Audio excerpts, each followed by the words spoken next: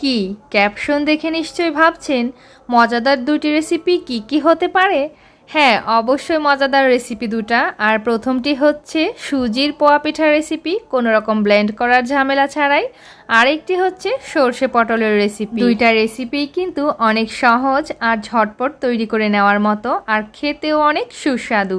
সুজির পোয়া পিঠার তো কোনো কথাই নেই, আর এই সর্ষে পটলটা থাকলে কিন্তু ভাত খেতে আর কিচ্ছু লাগবে না। শুধুমাত্র এই সর্ষে পটল দিয়ে আপনি ঘাপুস ঘুপুস এক প্লেট ভাত খেয়ে নিতে পারবেন। চলুন তবে দেরি না করে রেসিপিগুলো শুরু করে দেই। প্রথমে সুজির পোয়া পিঠাটা বানিয়ে নিচ্ছি, আর এটার জন্য আমি এখানে তীরের সুজির প্যাকেটটা নিয়েছি। এখান থেকে আমি আমার প্রয়োজন মতো সুজি নিয়ে নিলাম, আর এর মধ্যে দিয়ে দিচ্ছি স্বাদ মতো চিনি। এখন সামান্য একটু জল দিয়ে হাত দিয়ে এটাকে একটু ভালো করে মিশিয়ে ঢাকা বন্ধ করে ভিজিয়ে রাখবো আধা ঘন্টা। এতে করে সুজিটা অনেক সফট হয়ে থাকবে, আর এর জন্যই কিন্তু এটা ব্লেন্ড করে নেওয়ার কোনো প্রয়োজন হবে না। আধা ঘন্টা পরে ঢাকনাটা খুলে নিচ্ছি, আর দেখতে পাচ্ছেন সুজিটা কিন্তু ভিজে একেবারে গলে আছে। এখন শুধু হাত দিয়ে এটাকে ভালো করে স্মুথ করে নেওয়ার পালা। তো আমি হাত দিয়ে ফেটিয়ে এটাকে খুব ভালো করে স্মুথ করে নিচ্ছি।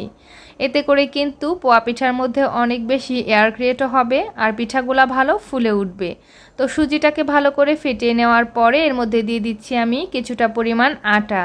রেগুলার রুটি তৈরির যে তিলের আটাটা ব্যবহার করি আমি, সেই আটাটাই দিয়ে দিলাম। আর তারপরে আরও কিছুটা পরিমাণ চিনি দিয়ে দিয়েছিলাম, কারণ মিষ্টিটা একটু কম হয়েছিল।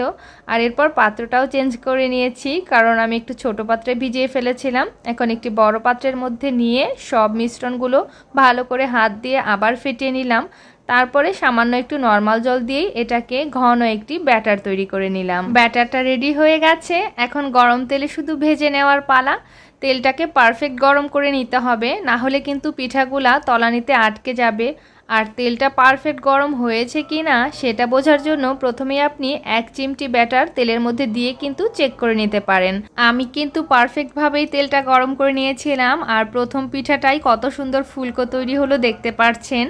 আর আস্তে আস্তে সেকেন্ড পিঠা বা থার্ড পিঠা এভাবে করে আপনি যতগুলো ভাজবেন প্রত্যেকটা পিঠাই কিন্তু আরও বেশি ভালো হতে থাকবে। তো দেখতে পাচ্ছেন আমার সেকেন্ড পিঠাটা কিন্তু আরও বেশি ফুলকো তৈরি হলো।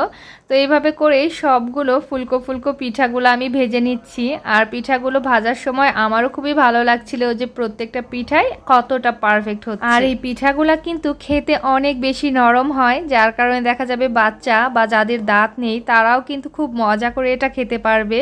বিশেষ করে এই পিঠাটা যখন পরের দিন থাকে সেইটা খেতে মনে হয় আরও বেশি মজার হয়ে থাকে। তো দেখতেই পাচ্ছেন ভেতরটা কত সুন্দর ফ্লাপি হয়েছে। এখন চলে যাচ্ছি পরের রেসিপিতে। আর এটার জন্য পটলগুলো নিয়ে নিয়েছি আমি, যেহেতু সর্ষে পটল করব। তো পটলগুলোর ওপরের অংশটা হালকা একটু চেঁচে এগুলোকে আমি 4 ফালি করে নিয়েছি আর ধুয়ে পরিষ্কার করে নিয়েছি। এখন এগুলোকে তেলের মধ্যে সামান্য একটু লবণ আর হলুদ দিয়ে ভালো করে ভেজে নিব। তো কড়াইতে পর্যাপ্ত তেলের মধ্যে পটলগুলো নিয়ে নিয়েছি, আর প্রয়োজন মতো হলুদ লবণ দিয়ে নেড়েচেড়ে এগুলোকে লাল লাল করে ভেজে নিয়েছি। এখন তেল ঝরিয়ে তুলে নিব। আর এই তেলের মধ্যে এখন ফোড়নের জন্য দিয়ে দিব কালো জিরা। কালো জিরার ফোড়নটা দিয়ে দিচ্ছি চিড়ে নেওয়া শুকনা মরিচ। একটু নাড়াচাড়া করে শুকনা মরিচটাকেও লাল লাল করে ভেজে নিচ্ছি। শুকনা মরিচটা একটু লাল হয়ে আসলে এর মধ্যে দিয়ে দিচ্ছি পেঁয়াজ কুচি। পেঁয়াজ কুচিটাকেও একটু লাল লাল করে ভেজে নিব। পেঁয়াজটা হালকা লাল হয়ে গেছে। এখন এর মধ্যে দিয়ে দিচ্ছি সামান্য করে একটু জল, আর দিয়ে দিচ্ছি স্বাদ মতো লবণ, হলুদের গুঁড়া, মরিচের গুঁড়া, আর 2-3টা কাঁচা মরিচের ফালি, আর সামান্য একটু চিনি। মশলাটাকে ভালো করে কষিয়ে এখন এই মশলার মধ্যে দিয়ে দিলাম আমি ভেজে রাখা পটলগুলো। আর হ্যাঁ, মাঝখানে এক ফাঁকে একটি মশলা আমি তৈরি করে নিয়েছি, একটু দেখিয়ে দিচ্ছি। এখানে নিয়ে নিয়েছি আমি সর্ষে, সামান্য একটু কালো জিরা, আরও নিয়ে নিলাম একটি রসুন কোয়া, আর নিয়ে নিয়েছি একটি কাঁচামরিচ, সামান্য একটু লবণ দিয়ে আর জল দিয়ে এই মশলাটাকে বেটে নিয়েছি। এখন এই বাটা মশলাটা দিয়ে দিচ্ছি এই পটলের উপরে, আর দিয়ে দিলাম ঝোলের জন্য একটু জল। সব কিছু দিয়ে দেওয়ার পরে পটলগুলোকে একটু ভালো করে নাড়াচাড়া করে মিলিয়ে নিব।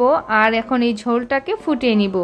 ঝোলটাও ফুটে গেছে, আর তেমন কিছুই করার নেই, শুধুমাত্র একটু জাল করে এটাকে মাখো মাখো করে নিব। তো ঝোলটা কিন্তু মাখো মাখো হয়ে গেছে, আর তেলটাও উপরে ভেসে গেছে। খুবই সুস্বাদু আমাদের এই সর্ষে পটল কিন্তু একদম রেডি। এখন নামিয়ে নিচ্ছি। আর আশা করছি আজকের দুটো রেসিপি আপনাদের কাছে অনেক বেশি ভালো লাগলো। আর ভালো লাগলে লাইক, কমেন্ট, শেয়ার করতে কিন্তু ভুলবেন না।